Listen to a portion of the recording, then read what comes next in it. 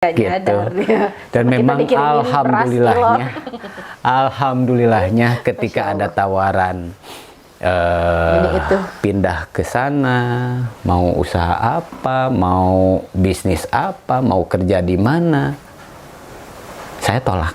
Oh ya, kamu tahu nggak sih kalau misalnya ternyata tuh dari sana tuh pendeta tuh suka nelfonin, nanyain kabar, misalnya gitu, yang tetap nguatin lah. iya.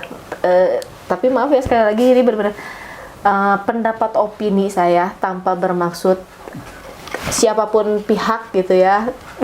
Mudah-mudahan nggak ada yang gimana gitu.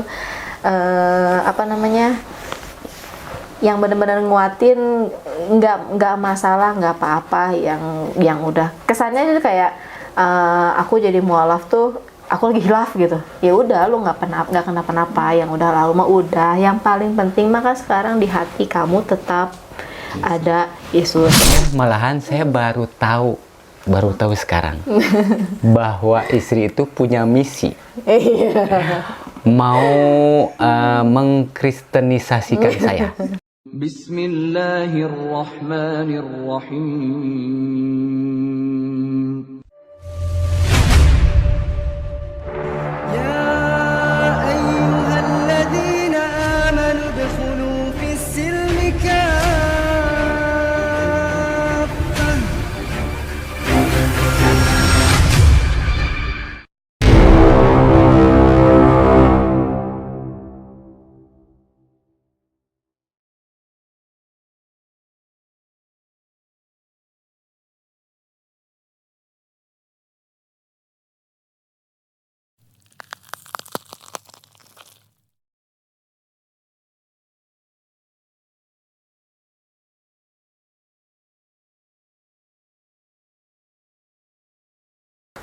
Assalamualaikum warahmatullahi wabarakatuh. Perkenalin, nama saya Sarah Natalia. Agama saya sebelumnya itu Kristen Protestan, dan alhamdulillah tahun 2011 mualaf di KUA Cipanas ya. Di KUA Cipanas. Kegiatan saya sehari-hari cuman jadi ibu rumah tangga di rumah yang ngurusin suami sama anak-anak aja. Kadang-kadang kalau misalnya ada orderan catering, kali-kali ngebantu ibu sama bapak. Itu aja sih. Jadi awalnya kepikiran untuk masuk Muslim. Memang jadi prosesnya enggak saya belajar dulu, kenal dulu Muslim Islam itu kayak gimana, baru saya mualaf. Tapi memang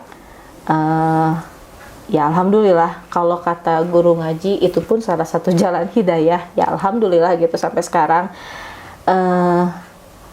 Karena kecintaan saya sama suami, emang jujur karena itu ibaratnya dulu tuh kayak ya masa-masa jahiliyah, orang pacaran tuh kayak nggak akan nemu orang yang senyaman ini lagi kalau bukan sama dia, kayaknya sih gitu ya seawalnya dulu. Jadi terus ya itu bayangannya kan, kalau orang pacaran tuh kan ya gimana ya, hidup bareng sama dia, menghabiskan waktu sama dia gitu kan. Oke, kepikiran kayaknya udah mentok di dia nih misalnya gitu. Tapi di mentok pun masalah agama. Terus sampai ada obrolan sama suami itu, ya silakan kalau misalnya memang itu tadi, kalau misalnya memang lu mau sama gua, ya lu harus ikut gua, istilahnya gitu. Kalau memang mau. Nah, dulu itu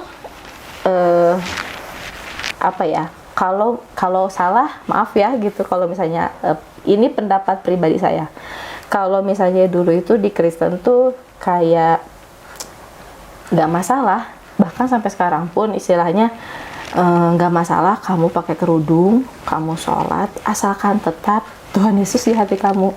Jadi aku pikir dulu, oke, udah nggak masalah kalau misalnya aku masuk Muslim. Dan dulu tuh memang masa pengenalan kita tuh dia tuh tip yang yang easy going banget. Pernah diajak ke gereja beliau.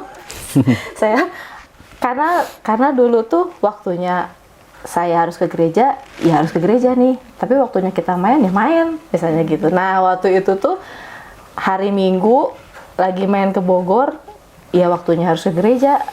Dia harus ke gereja. Kita kan di cabang Sukabumi sama Bogor sama gitu ya, ada kesana lah ke gereja. Diajaklah beliau, ikut pun ke gereja gitu.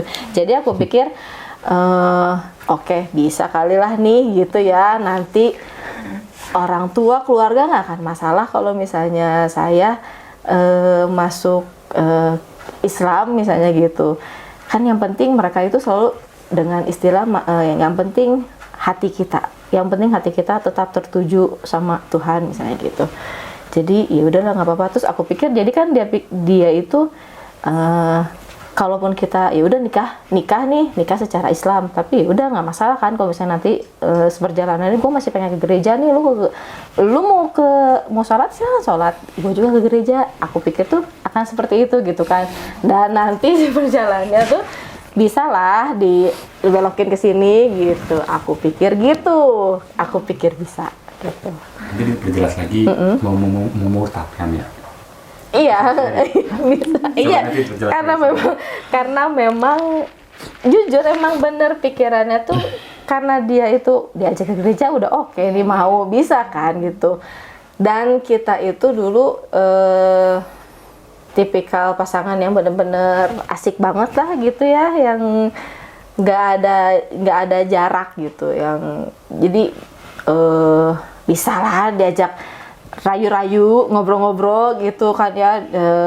Dan basicnya saya dulu itu juga diajarin, karena memang mungkin di Kristen tuh memang dari kecil dididik kayak gitu kali ya, nggak cuman Katolik, Kristen, Protestan tuh sama, kita diajarin penginjilan dari kecil. Aku tuh dari SMP tuh udah diajakin penginjilan ke puncak kesini tuh udah dari SMP, SMA itu udah penginjilan. Jadi ibaratnya ngajakin orang Kristen tuh ngajakin orang masuk Kristen udah jadi bagian aku lah gitu ya. Jadi aku pikir bisa gitu kan, beliau pun gitu. Udah yang penting ya udahlah, yang penting kita nikah aja gitu kan ya. Karena kan aku pikir nggak masalah aku mau masuk Kristen, mau masuk Islam gitu. Karena memang kan yang penting di hati tetap ada Tuhan Yesus, itu selalu ditekankan tuh seperti itu gitu dari dulunya. Pikiran tuh kayak begitu dulu. Sampai akhirnya ternyata zong ya, saudara-saudara gitu ya. Ternyata suami begitu kukuh imannya. Alhamdulillah, Masya Allah. Yang dipikir, karena kan nggak ada, saya bukan nikahin ustadz, bukan nikahin orang yang alim gimana gitu ya Mbak ya. Ya kan, di pikiran tuh sama-sama rock and roll lah ya gitu ya, sama-sama enak, easy going gitu kan pikiran. Tapi ternyata ya alhamdulillah, ternyata walaupun tampangnya kayak begitu, dia kukuh banget imannya. Ya Allah. Bahkan ibaratnya gitu, dulu kita boleh main kemana misalnya gitu kan ya. Setelah nikah aturannya banyak sekali saya gitu ya. Nggak boleh ini, nggak boleh itu gitu ya. Bener-bener banyak aturannya. Sampai di akhirnya alhamdulillah hamil.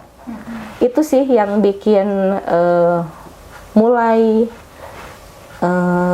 hati gelisah itu.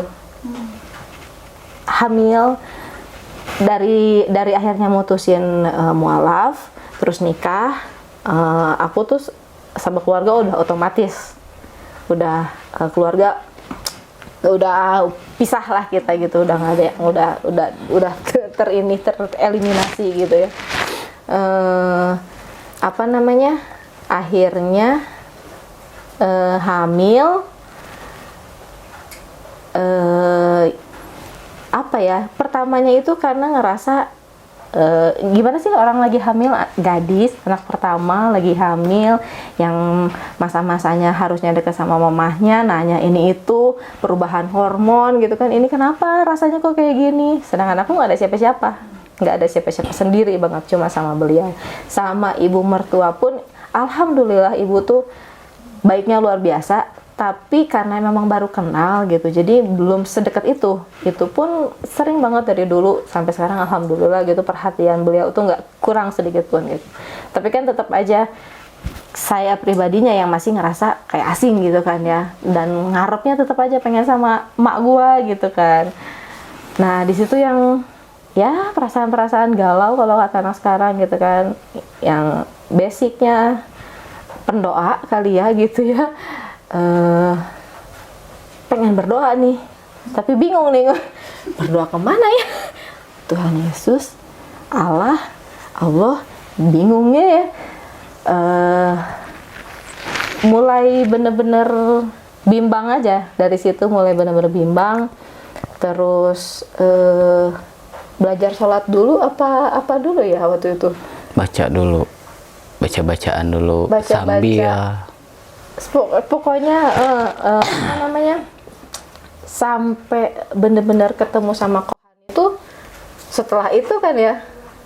Jadi seperjalanannya itu bingung pengen berdoa kemana, akhirnya ya itulah, mungkin itu juga jalan hidayahnya Allah gitu ya. Akhirnya aku mutusin belajar sholat, dari situ baru ngapalin sholatnya, ngapalin bacaannya, sampai lidah itu keluh, sampai terus pengen sholat di sini bacaannya gitu kan, nggak apal-apal. Nah alhamdulillah sih, jadi selama hamil itu ngapalin bacaan sholat sampai ya itu berjalan gitu aja sih, mulai mulai banyak pertanyaan gitu kan, kayak pengen ngeyakinin tapi masih banyak banget pertanyaan. Kenapa ini? Kenapa gitu? Kenapa di Al-Quran ceritanya kok banyak? Bukan banyak, bahkan hampir ininya tuh ceritanya Nabi Musa, Nabi Daud, Nabi Ibrahim, Nabi siapa lagi? Banyak cerita cerita Maryam gitu, banyak banget pokoknya cerita yang ada di Alkitab. Kok bisa gitu sih gitu? Aku tuh pikir dulu justru bahkan sebenarnya ibaratnya nanya-nanya ke itu tuh kayak pengen meyakinkan bahwasanya kayaknya nih Al-Quran yang nyontek sama Alkitab gitu dalam hati gitu kan ya, nyontek gitu, soalnya kok ceritanya bisa sama kan, itu ingat nggak nanya kan zaman emang apa istilahnya, jadi siapa yang hidup. Makanya itu sampai sekarang aja saya juga jadi bingung itu pertanyaannya, kalau bisa muncul pertanyaan kayak gitu, karena ceritanya sama. Siapa saksi hidupnya yang bisa ngebuktiin bahwasannya ini isinya Alkitab tuh memang gini, isinya Al-Quran kayak gini, kok bisa sama? Siapa yang bikinnya, yang ngerangkainya gitu ya, zaman siapa hidupnya, kayak gitu-gitunya lah gitu, bener-bener lebih ke apa ya bahasanya, ideologinya kali ya. Nah gitu, sampai ketemu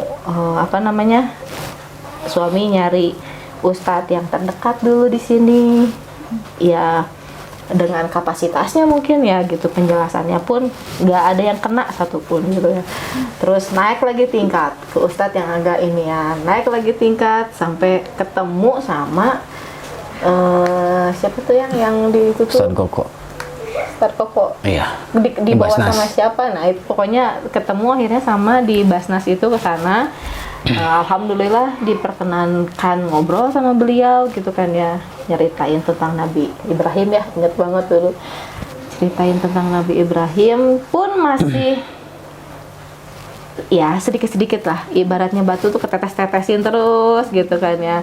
Nah, cerita Nabi Ibrahim masih aja lah, kok sama terus. Jadi kan gini, kalau dulu cerita Nabi Ibrahim, dia bakalan nangis ngelihat Oh, jadi gini, umatnya.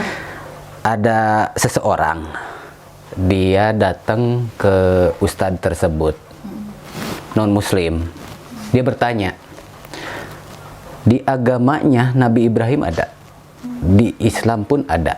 Dia bertanya, ketika Nabi Ibrahim tahu umat zaman sekarang, dia bakalan menangis atau tertawa? Ustadz tersebut pintar. Jawabannya dua-duanya. Kenapa begitu? Kata non-muslim tuh. Ustadznya menjawab gini, ketika Nabi Ibrahim ngeliat ada syariat Nabi Ibrahim yang masih ngelaksanain, dia pasti tersenyum, dia bahagia. Dan ketika ada umat zaman sekarang yang meninggalkan syariat zaman Nabi Ibrahim, dia pasti bersedih. Gitu. Contoh kayak kurban. Gitu. Nah itu cerita itu pun kan ada gitu di Alkitab. Kalau di Alkitab kan Abraham. Nah, aku tuh yang bertanya-tanya tuh kalau di kita di Quran gitu ada cerita itu terus cerita kalau ternyata yang mendirikan Ka'bah itu Nabi Ibrahim gitu ya. Nah, kan kalau di Alkitab kan Abraham itu bapak segala nabi tuh nggak ada lah. Kok yang aku tahu ibaratnya bapak segala nabi loh, dia loh yang ngediriin Ka'bah itu sendiri yang sekarang jadi patokan kita. Berarti dia tuh seorang muslim dong. Nah itu dong jadi tandanya besar gitu. Nah ini ceritanya jadi siapa yang ngarang nih, siapa yang ngarang gitu kan. Saya jadi mikirnya siapa yang nyontek siapa ini, siapa yang nyontek, siapa yang lihat siapa. Nah cerita contoh-contoh cerita yang kayak gitu yang bikin terus aja nanya-nanya, pengen banget ngebuktiin bahwasannya ini ada yang salah nih gitu, ada yang salah ya. Waktu itu masih berpikir ini Quran yang nyontek deh sama Alkitab gitu loh, pengen ngasih tahu kayak gitu. Terus yang dengan orang kalau kita sharing tuh kan semua dengan imannya. Jadi saya yang masih ngerasa iya lu boleh nggak suka sama agama Kristen misalnya gitu, atau pendapat Anda Kristen itu salah misalnya gitu, tapi nggak usah lah sampai ngejelek-jelekin kayak gitu. Selalu ngerasa kayak gitu sampai ya seiring berjalannya waktu sampai sepupu tuh ngasih tahu ya itu tadi ada Mualaf Center Indonesia itu. Nah terus akhirnya ngobrol-ngobrol lah sama suami gitu, ngasih tahu ada ini nih gitu kan, siapa tahu bisa kata sepupu gitu kan, ya kali aja lu bisa ngobrol kayak nanya-nanya buat nambah lu pengen ngobrol gimana gitu kan. Pokoknya singkat cerita sampai akhirnya kita dikasih sama salah satu orang dari Mualaf Center Indonesia untuk nonton videonya Ahmed Didat gitu. Benar suami tuh nggak langsung dia kasih ke saya, sama dia ditonton dulu gitu kan, hampir banyak banget dia tonton. Terus akhirnya dia kasih ke saya, terus kita tonton, dan itu titik saya benar-benar meyakini agama saya. Semudah membalikan telapak tangan. Nonton itu tuh kayak kejawab semua pertanyaan yang sejelemet itu tuh, tapi sesimpel itu dijawabnya dan masuk banget ke otak sama ke hati saya. Dan alhamdulillah sampai sekarang insya Allah mudah-mudahan istiqomah gitu.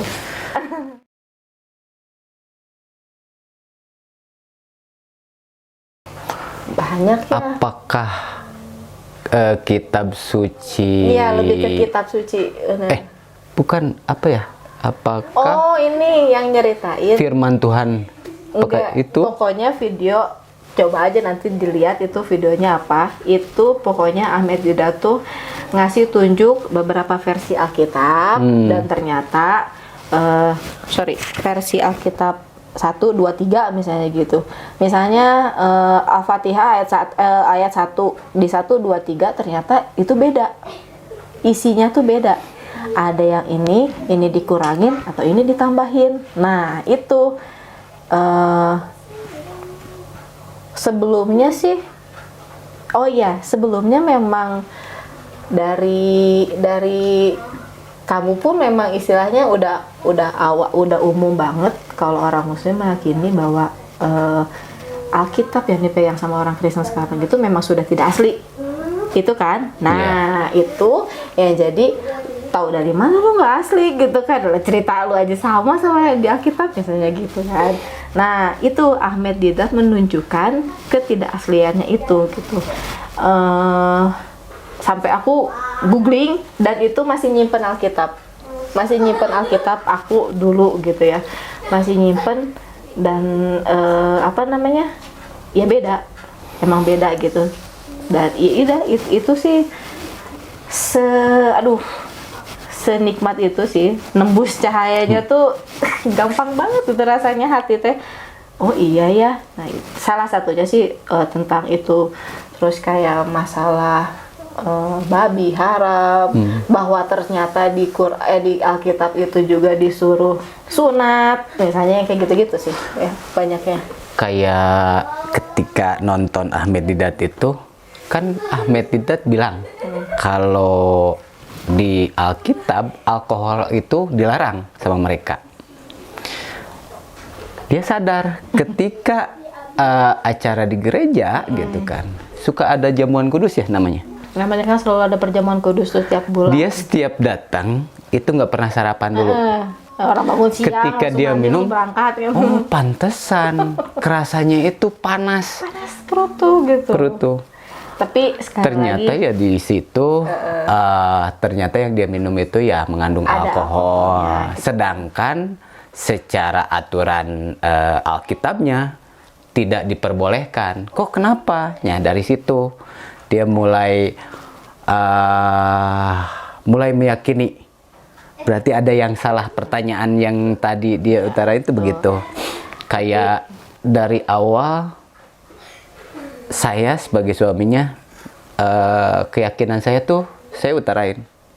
Di Muslim, pandangan Alkitab Kristen ataupun agama yang lain, kenapa?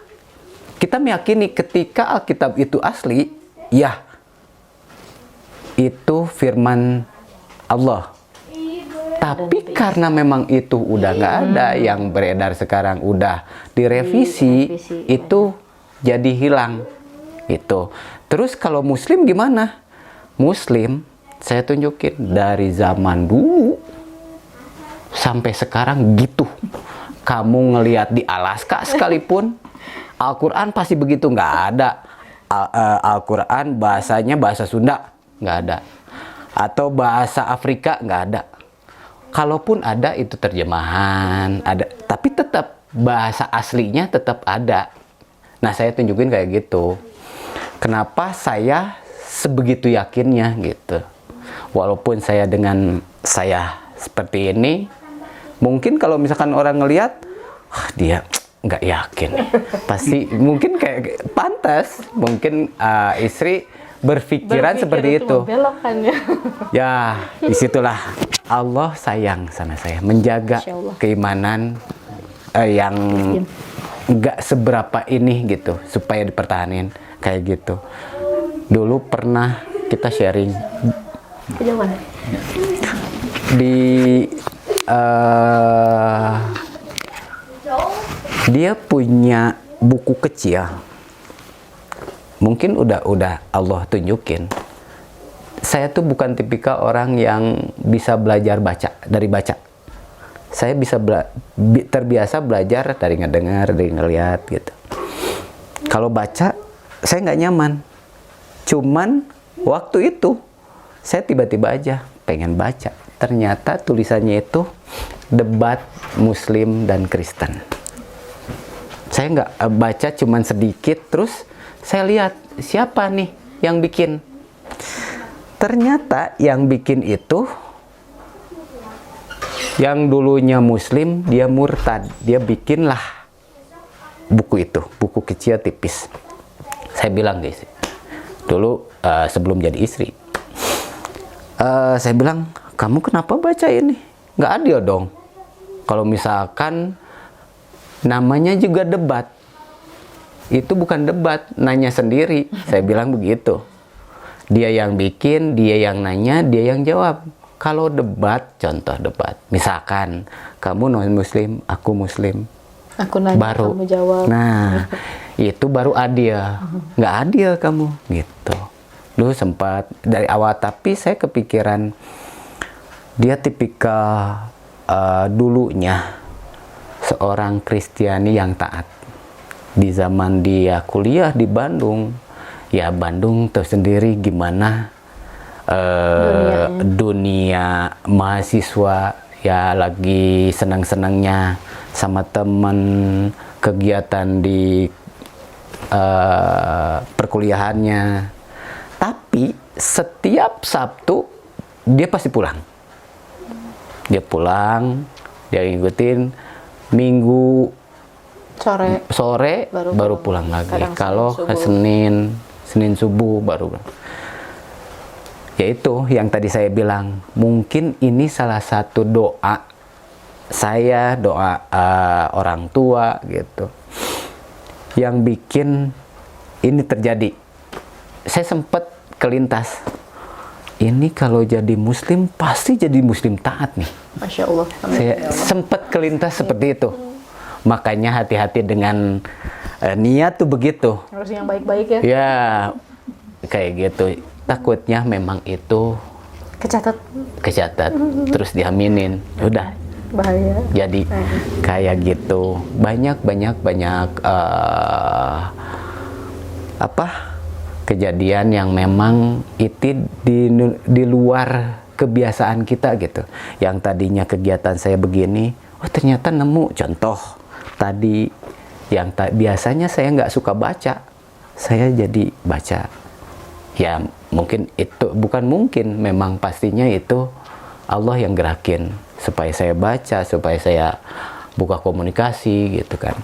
Begitupun di saat dia nonton videonya Ahmad Didat, itu jadi bahan obrolan. Memang kita dibiasain ada waktu-waktu buat sharing gitu, baik masalah keluarga ataupun ya masalah agama gitu kan. Ketika memang saya nggak bisa jawab secara detail, dasarnya apa, apakah itu ada di Al-Quran atau sunnahnya gitu kan, saya pasti nanti stop dulu, saya cari dulu, saya pasti begitu. Simpan dulu. Saya tanya dulu, oh ini dasarnya itu dari sini, kayak gitu. Pas waktu kita sharing tentang apa yang kita nonton di Ahmad Didat, kita sharing tentang, oh iya ternyata benar, kayak gitu. Dia membenarkan sendiri tanpa memang saya harus paksa. Ini loh yang benar, ini loh yang benar, enggak gitu. Kalau mengkristenisasikannya dia nggak akan sadar. Enggak, Dia akan memang enggak. sadar. Ya nanti tolong itu diperjelas karena Ya. nanti akan dihadapi. Cuman memang usaha itu tidak tinggal diam terus berjuang berusaha. Kayak misalnya karena kan alhamdulillah kita awal nikah tuh kondisinya masya Allah, alhamdulillah dengan keadaan yang cukup ya, masya Allah banget gitu. Kayak sama keluarga dari saya tuh ditawarin gitu kan, kamu mau rumah misalnya gitu, mau tinggal di mana, rumah ada, mau kerjaan misalnya gitu, atau usaha kayak gimana, yuk tapi di Sukabumi kayak gitu misalnya kayak gitu, tapi di Sukabumi biar dekat sama mama gitu kan, biar dekat sama papa. Terus kayak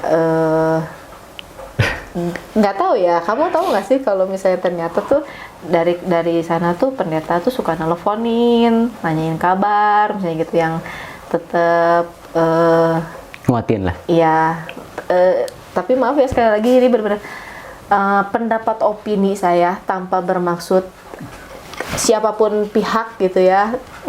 Mudah-mudahan nggak ada yang gimana gitu, yang benar-benar nguatin, nggak masalah, nggak apa-apa, yang udah kesannya itu kayak aku jadi mualaf tuh aku lagi hilaf gitu. Ya udah, lu nggak kenapa-napa, yang udah lalu mah udah. Yang paling penting maka sekarang di hati kamu tetap ada Yesus. Nah itu gitu.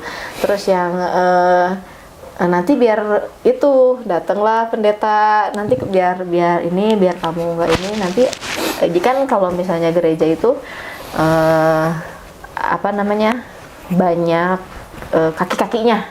Ibaratnya pusatnya misalnya di Bogor, dia nanti buka cabang di Sukabumi, nanti dia ada lagi di Puncak, gitu tuh masih satu link gitu kan. Nah dia kirimin lah yang ada di sini, main ke sini gitu, yang bener-bener supaya tetap menjaga dia betul, supaya tetap aku tuh bener-bener di situ gitu kan. Terus yang gimana caranya di kondisi, ya itulah kondisi kita lagi serba kekurangan, apalagi yang kita harapin selain duit ya Allah, beras, minyak, yang kayak gitu-gitu kan. Dan memang maaf ya, tapi memang salah satu triknya mereka tuh memang begitu, karena bukan kata siapa, dan memang aku yang ngelakuinnya, aku sendiri pun ngelakuin itu gitu, aku ngejalanin itu gitu. Gimana caranya kita ngerangkul seseorang tuh dengan cara apa? Dengan jalinan kasih. Dengan jalinan kasih, transfer rekening. Nggak, sebenarnya malahan saya baru tahu sekarang bahwa istri itu punya misi mau mengkristenisasikan saya, dan memang alhamdulillah Allah ya Allah menjaga. Ya salah satu doa terbesar mungkin saya bisa selamat dari situ, doa orang tua. Ya, betul. Nah itu pun Gitu. salah satunya yang bikin saya tuh ngerasa sedikit-sedikit ya, tapinya memang mungkin apa namanya, ya namanya iman itu tumbuh tuh benar-benar dipupuk tuh sedikit-sedikit, diairin tuh. Itu yang aku bikin yakin kalau di Islam misalnya ya, maaf, misalnya lu mabok, terus misalnya lu nggak ngapain, terus besokannya sholat lu harus mandi dulu, harus bersih-bersih gitu. Nah kalau kita makan ya udah ini mah ya udah ke gereja gitu kan ya. Padahal malamnya baru pulang dugem nih. Kita ke gereja. Nah kami ini ya dibilang anak ya agak-agak jahiliyah gitu tadi Maya bahasanya gitu. Tapi itu juga mungkin kalau kata dia aku segimananya misalnya kuliah udah main apa ngapain, tetap aja waktunya hari Sabtu sama Minggu harus pulang, harus ke gereja, aku pulang. Begitupun aku ngeliat dia gitu. Tapi itu udah nikah gitu, yang bikin tambah yakin kalau misalnya kita mah nggak bisa lu sembarangan mau ngadep sama Tuhan tuh, nggak bisa sembarangan. Lu harus suci badannya, harus bersih tempatnya, harus segalanya harus bener gitu kan. Nah kalau kita kadang-kadang di gereja pakai tank top gitu ya, gimana ya, banyak lah gitu hal-hal yang kayak gitu yang bikin tambah yakin lagi emang bener dah Una, emang ini jalannya, emang ini jalan yang bener, maksudnya gitu, bukan ini jalannya, emang ini jalan yang bener gitu. Itu ngelihat segimanapun ini ternyata ya karena Islam dari lahir apa gimana gitu ya, ternyata imannya tetap men gitu. Oh hebat gitu. Sebenarnya yaitu karena mungkin Allah masukin program baru ketika saya punya istri mualaf. Yang Allah masukin itu gimana, terlalu sibuk, makanya jangankan sibuk mikirin bahwa istri mau ngajak jalan-jalan jadi seorang Kristen, untuk kepikiran bahwa saya senang, wah pahalanya gede, itu pun udah jarang kepikiran ke situ gitu. Makanya jadi kepikirannya gimana caranya nih. Yang jadi berat, saya harus nunjukin Muslim tuh yang sebenarnya ini loh, bukan yang kamu lihat di TV, bukan yang kamu baca di Google, bukan kamu yang tonton di YouTube. Belum tentu kayak gitu. Kamu harus tahu Muslim itu yang sebenarnya. Terus dulu dia pernah tanya gini, kenapa ngedoa itu harus ke Nabi Muhammad kesannya menyebut Nabi Muhammad, menyebut nyebut ini baru sama Allah. Allah kan tahu, kenapa nggak sama Allah? Saya ngasih logikanya begini. Kalau misalkan kamu mau ketemu gubernur, kamu bisa langsung ke gubernur. Nggak usah presiden. Nggak usah ngomongin Allah. Kita kasih simpelnya yang kecil-kecil aja dulu. Gubernur. Kamu harus ke RT dulu, ke RW dulu, ke camat dulu. Cari tahu jadwalnya. Bisa apa enggaknya. Kan adabnya begitu. Apalagi sama yang nyiptain. Terus kenapa? Kan kalau misalkan di agama lain, kita bersolawat itu kesannya kita ngedoain Nabi Muhammad itu, bahwa Nabi Muhammad butuh doa kita. Padahal tidak. Kalau misalkan para ulama, para ustadz mengibaratkan gini, Nabi Muhammad itu kayak gelas yang udah penuh. Kita bersolawat itu kayak kita menambahin air. Kita ngarepin kelebihannya. Kalau logikanya seperti itu gitu. Itu mungkin contoh simpel kenapa Ustadz ngasih contoh itu, biar kita pun gampang nyernanya kayak gitu. Nah, kayak gitu dulu ya begitu gitu kan. Jadi memang awal-awal tuh kan masih tetap berusaha supaya aku tetap Kristen gitu kan. Jadi mereka sering banget ngasih SMS gitu yang nunjukin, bahkan nakut-nakutin nanti lu dipoligami lu katanya gitu. Terus kalau di Islam kan boleh nikah sampai 4 istri. Terus kayak itu kalau misalnya memang Nabi itu namanya Nabi, udah yang paling disayang sama Allah, lah ngapain kamu harus ngedoain dia?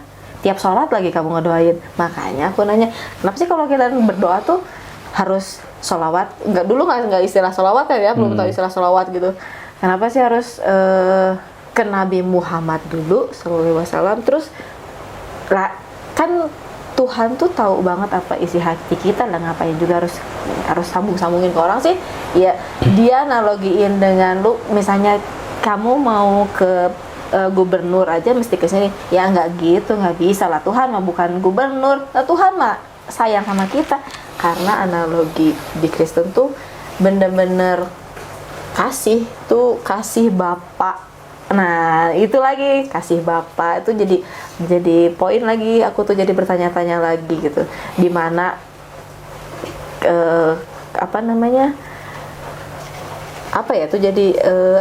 kita tuh kalau misalnya kalau di kita tuh ngebayangin Allah aja, Nabi Muhammad aja hanya berbentuk cahaya gitu, nggak tergambarkan. Sedangkan di Kristen tuh kan udah tergambarkan Bapak, berarti seorang laki-laki itu lagi nanti jadi pertanyaan lagi gitu kan. Kenapa sih? Itu tadi karena masih sering banget dikirimin pendapat cerita-cerita itu. Sebelum mereka ngasih tahu hal-hal itu pun sebenarnya memang udah jadi pertanyaan di otak aku tuh gitu ya. Dan ternyata pertanyaan-pertanyaan aku tuh jadi senjata. Ternyata aku waktu itu browsing lah gitu. Kalau ini mah kayak ngehujat kali ya. Lebih kayak ngehujat gitu ya. Nih kalau misalnya kayak masalah nanti di surga tuh dikasih bidadari yang banyak. Pokoknya pernyataan ataupun ayat penggalan firman Allah yang dijadiin senjata, yang ternyata memang itu tuh dijadiin senjata sama kalangan mereka ke mu'alaf kayak aku gitu. Nah, makanya banyak pertanyaan kayak gitu, kenapa harus berdoanya ke Nabi dulu, terus kayak gitu. Ya itulah gitu. Cuman ya seiring berjalannya waktu ya alhamdulillah. Kayak poligami juga memang itu jadi bahan obrolan. Bener nggak sih? Gimana sih? Karena memang di luaran, bagi saya pribadi yang memang tanpa dasar yang bisa nyebutin apa hadisnya, Al-Qurannya apa gitu. Poligami itu bukan hal sesimpel itu gitu. Ketika saya punya uang banyak, nemu seorang istri yang mau dinomor duakan gitu, bahwa itu jadi poligami, tidak. Karena yang di luaran sana beredar tidak dilihat. Kalau Nabi itu, kamu mau ngikutin sunnah Nabi, bagus, tapi lihat dulu secara detail gitu. Aku secara pribadi, aku laki-laki gitu, pasti mengiyakan poligami karena itu sunnah, dan itu hampir setiap laki-laki, mau muslim non muslim, pasti kepikiran ke situ gitu. Tapi secara sunnah berat. Adilnya, adil itu tanda kutip, adil pembagian materinya, waktunya. Sedangkan untuk kita belum tentu bisa. Adil sama satu aja belum tentu bisa, apalagi 2, 3, sampai 4. Makanya dasarnya pun begitu. Sunnah 4, tapi kalau nggak bisa 1. Nah, kebanyakan yang beredar kan cuma sampai situ aja. Sunnah 4. Sunnah gitu loh. 4. Di penggal itu tadi aku bilang, sering banget dikasih penggalan-penggalan yang senjata aja sih buat mereka gitu. Tapi alhamdulillah itu imannya kuat sekali, masya Allah. Alhamdulillah tidak tergoyahkan. Jadi Tetap aja. karena memang yang tadi itu, bahwa saya harus mempertahankan, termasuk dia pulang ke sana. Dalam 2 tahun dia sering nangis, tanya pengen pulang katanya.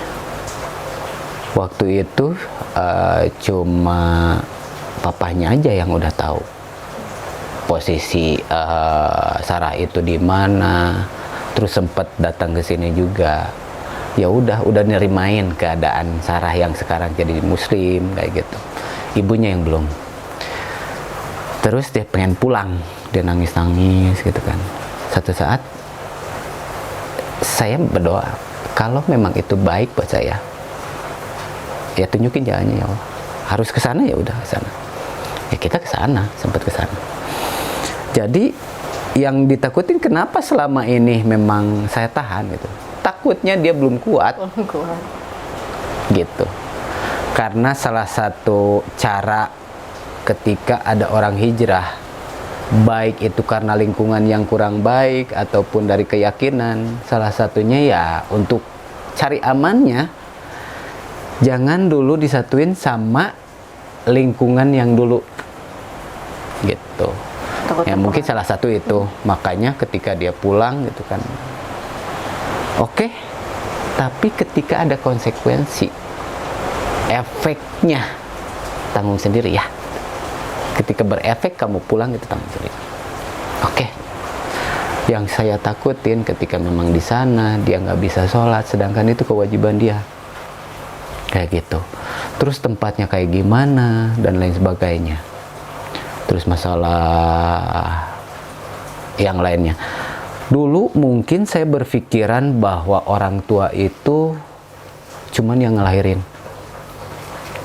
Ada salah satu ustadz bilang ke saya, orang tua tuh ada 3. Dulu saya berpikiran, saya cuek sama orang tuanya karena memang dulu pertama mereka belum nerimain saya sebagai suaminya Sarah. Yang kedua, saya sendiri pun memang ya udah toh kita berbeda gitu. Berbeda keyakinan. Dan ternyata Islam udah mengatur. Mau itu agamanya apapun, bagi muslim dia orang tua. Makanya orang tua itu ada 3, yang ngelahirin, yang nikahin, sama yang ngajarin kita agama, ya guru. Hormatnya kita harus sama. Nah, dari situ saya berpikiran bahwa mertua itu cuman sebutan aja. Saya nggak mau, malahan saya mencoba ngilangin kata-kata mertua. Gitu.